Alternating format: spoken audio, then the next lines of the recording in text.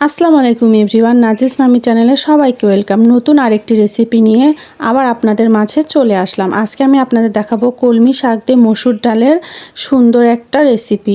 তো এখানে আমি 1 কাপ পরিমাণ মসুর ডাল নিয়েছি। এখন এখানে আমি 1 কাপ পরিমাণের পানি দিয়ে আধা ঘন্টার জন্য মসুর ডালটি ভিজিয়ে রাখবো।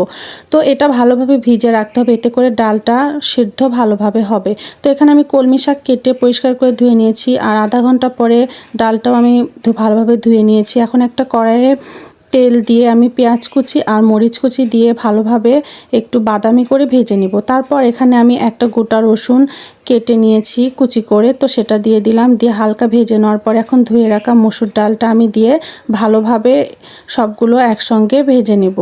তো এখানে একটু ডালটা কষাই নিতে হবে, এতে করে স্বাদটা ভালো হবে। তারপর আমি স্বাদমতো লবণ আর 1 চামচ হলুদের গুঁড়া দিয়ে ভালোভাবে আরেকটু নেড়ে চেড়ে তারপর আমি কলমি শাকটা দিয়ে দিলাম।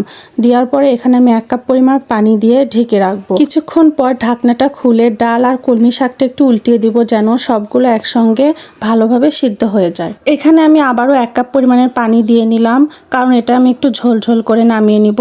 তরকারিতে বলক আসার জন্য আবারও কিছুক্ষণের জন্য ঢাকনা দিয়ে ঢেকে নিলাম।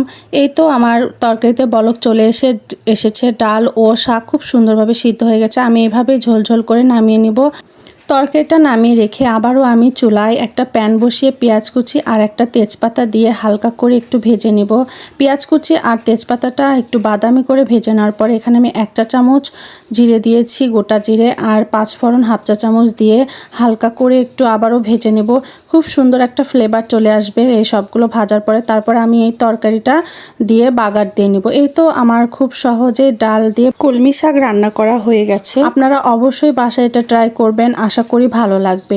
এটা খেতে অনেক মজা লাগে। আমি তো বাসায় এটা মাঝে মাঝে রান্না করে খাই। আপনারাও অবশ্যই রান্না করবেন, ভালো লাগবে। আর আমার ভিডিওটা শেয়ার অ্যান্ড সাবস্ক্রাইব আর লাইক দিতে ভুলবেন না। যারা নতুন ভিডিও দেখছেন, এখনও সাবস্ক্রাইব করেন নাই আমার চ্যানেলকে, অবশ্যই সাবস্ক্রাইব করবেন।